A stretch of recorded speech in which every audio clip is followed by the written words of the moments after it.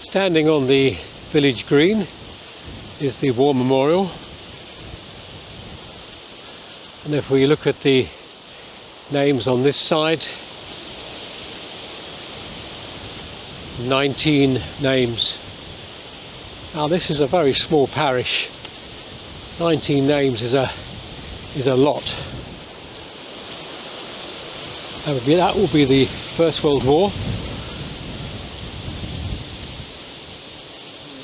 Oh my goodness. There's another 20 names on the vertical side, and down here are 5 more names. They're probably from World War II. So it looks like this memorial has something like 49, 50 names on it.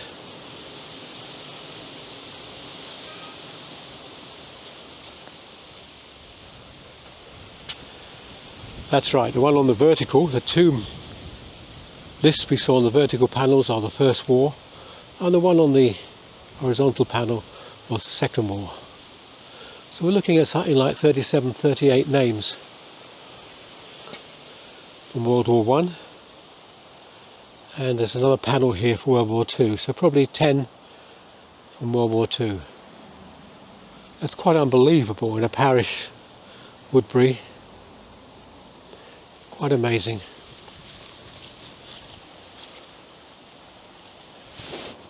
Now in the background you probably make out is the church and the graveyard. We'll make our way across there.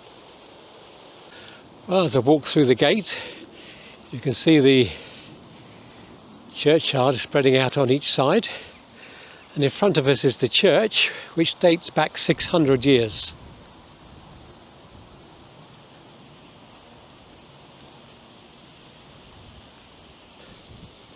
I'm going to walk up on the bank on the left hand side first, and straight away my eyes brought to the 2 war memorials, headstones. This one to driver A. Morrish, 1919, aged 21,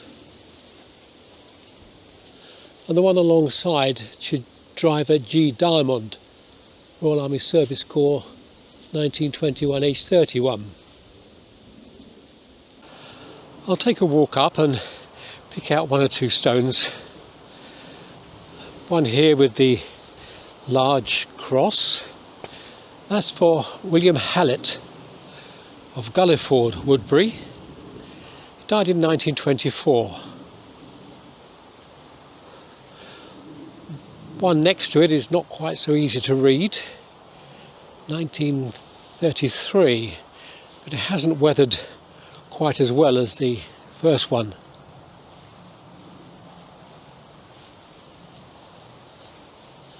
Flowers on this one, so it's still remembered. And the first name on that is William John Bidgood Godfrey, or Codfrey, 1921. And then underneath is their son, who was died on active service in 1916, John Bidgood Godfrey, aged 42.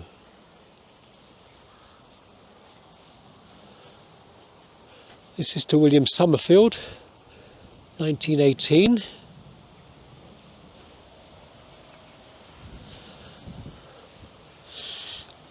It's quite attractive the way the lichen or lichen grows on these stones, but it doesn't make it easy to read them.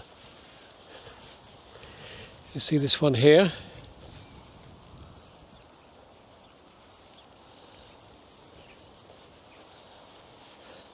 Well, that one says somebody Chapman, probably William Chapman.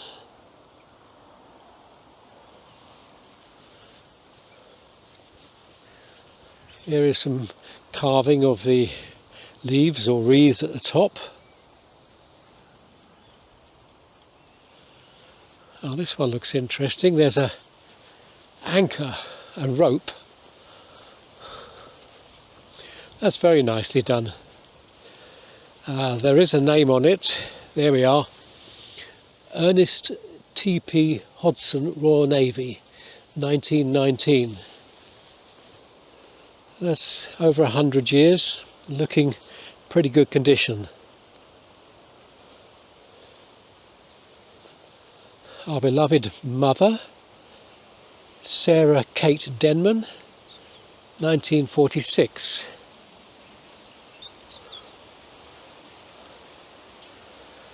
The one in front of me looks as though it's been recently done, or renovated anyway. This is Harry Stokes, 1963, and Bessie Stokes, 1966. As I carry on walking up the left side of the main path, I notice another war grave. These are very clean, very good condition. Private W.J. Gilbert, Devonshire Regiment, 1916, aged 23. And that stone is as good as the day it was made. One over the back here has a very clear inscription. Wallace,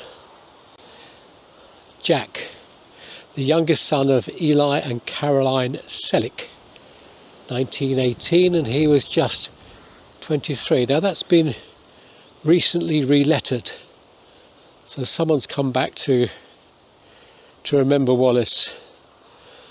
They clearly didn't quite get down to finishing the lower part of the inscription.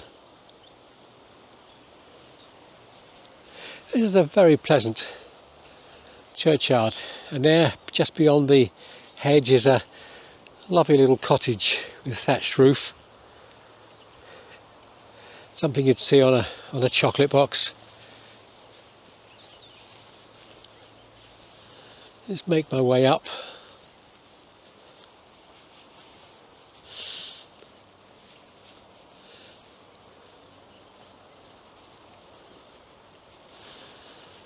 Little group of them over in the corner. Let's see who's tucked away up here.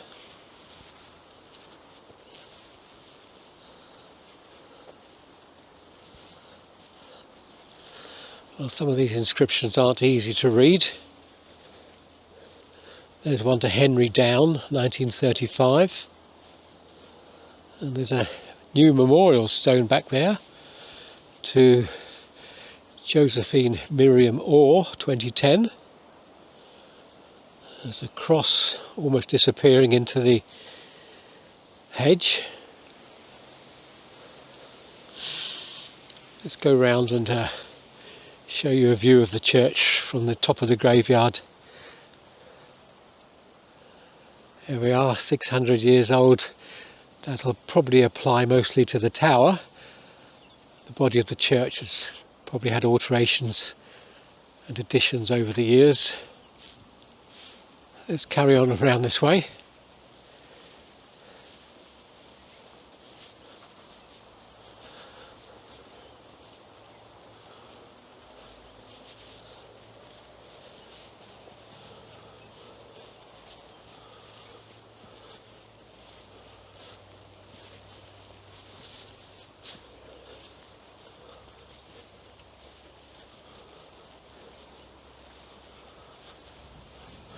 Crossing the continuation of that main path over to the other side of the churchyard. A very large table tomb in front of me, a big chest tomb. They usually have the inscription on the top, and of course that doesn't wear very well. I think that's the case here. I can't make out anything on the top of the stone, and nothing on the side. Obviously somebody who was quite wealthy in their day to afford that type of memorial. Oh, there's the view of that thatched cottage. Many hundreds of years old.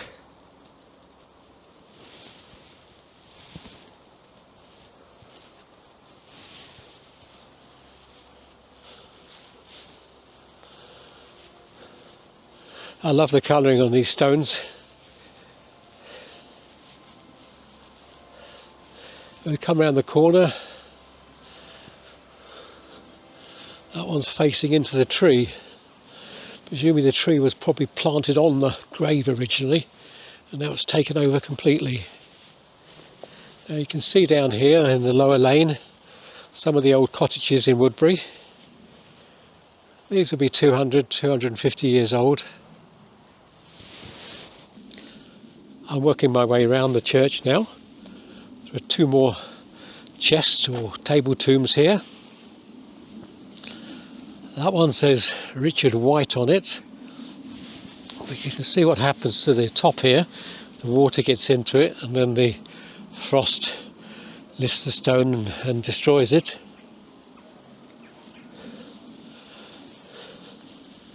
And one here, I think the inscription on that one was on the top. No, there's something on the side here, but that's too difficult to make out.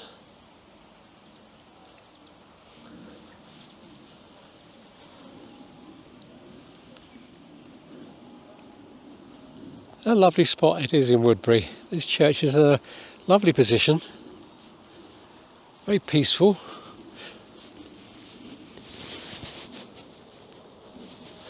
I will go down this side of the churchyard.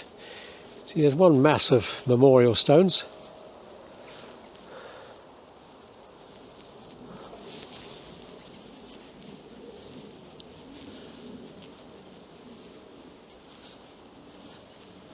One we can see here is to George Basley Rue, beloved husband of M.A. Rue, 1924.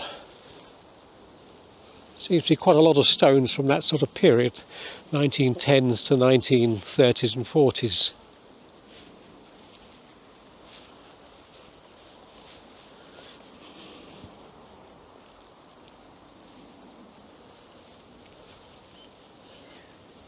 Horizontal one here, maybe the inscription would be a little easier to read. A sort of polished marble finish. That doesn't seem to attract the lichen. Henry, wow, Grapp, he's lost a couple of letters sadly.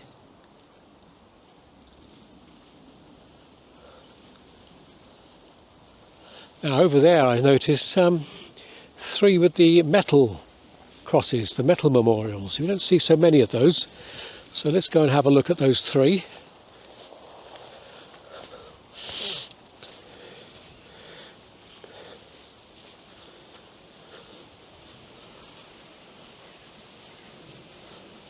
The inscriptions are on this side. That's Francis. Not making out the second word on that one. That's Sarah Lake, 1900. That's Richard Lake. Now let's go back to the first one and see if that's a lake as well. No, I don't. The lake is about 3 lines down. So this is a little group of metal memorials to members of the Lake family. The inscription on this one is to Bryce Wakeford Lee Ashford, 1923, aged 59 years. And around the back here is another one that we can read. That's Tom Locke from 1925. And next to him, William John Hawkins. And I'm not sure about that date. Well, we've got the clock up there, striking 2.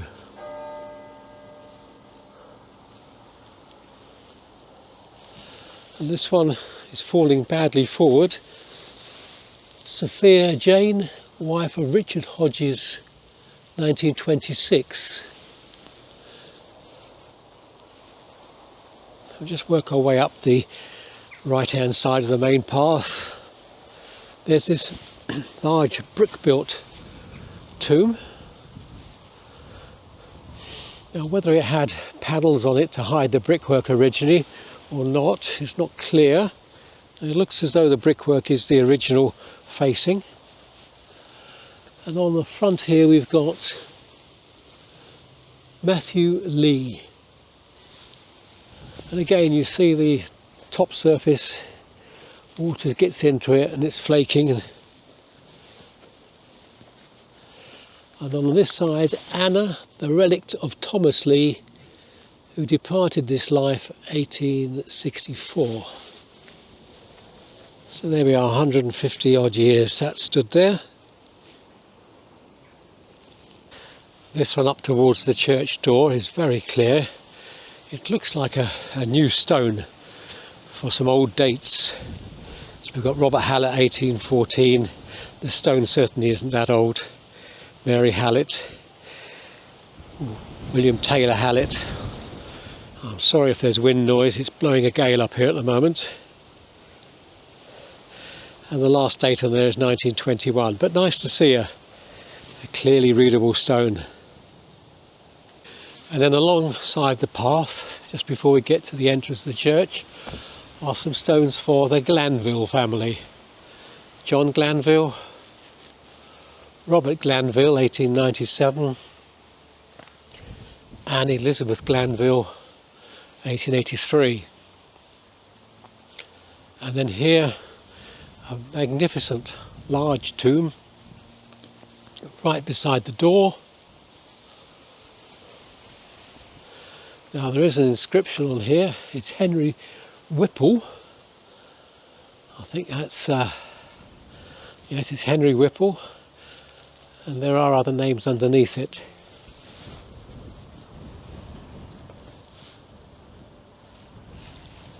Now the church is open, but I do hear some organ playing going on in there, so there may be a service of some sort, or other people. So it may be a no talking bit of video now. Let's see what happens. Well, in fact, as I came in, the organist was just packing up, just having a bit of a practice, a bit of a recital. So I've got the church to myself. I'll try and show you some of the memorials on the wall, although the light is not good in here.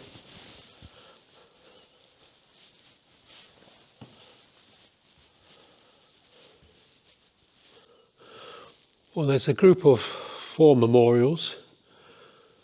Top left is Sarah White. The top right, it seems to be the name of Gear. And then the lower left, we've got the Reverend John Edsall, 1816. And on the right, we've got another Gear, John Gullick Gear, 1894.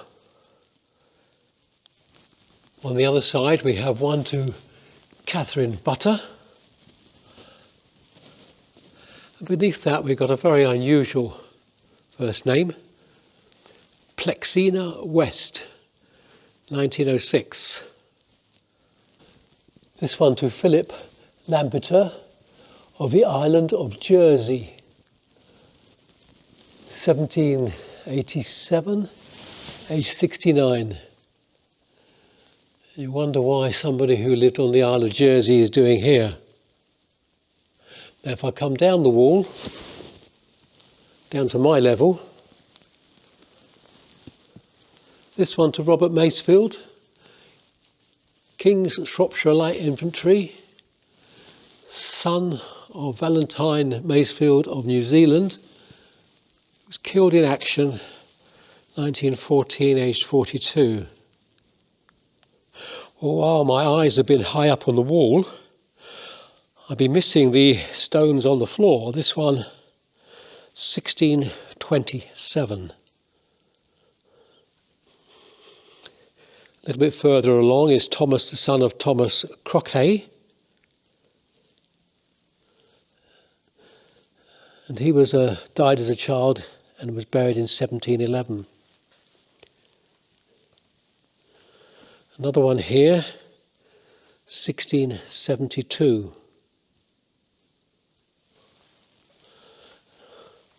This is amazing, some of the age of this stuff. Look at the typeface on this, the lettering. Here lieth the body of Andrew Holwell of this parish, I should think, yeoman, so a farmer, small-time farmer, who died the 20th of July 1689. And then we come down a little further. Here lieth the body of Andrew Howell, son of Andrew Howell, and he died in 1708. I'm going to move along a little bit further. Now this one has got a coat of arms. Here lieth the body of Anne, ye wife of Nicholas Holwell of this parish, 1716. And then one here just before the children's mat, 1691. Well, I'm leaving the inside of the church now. Remarkable the age of some of those stones on the floor. And I'm going to leave the parish church of Woodbury. Lovely little parish church. Devon, of course, is full of these little parish churches. And this is up there with the best. Really lovely, really peaceful. And Woodbury is a very pleasant little village.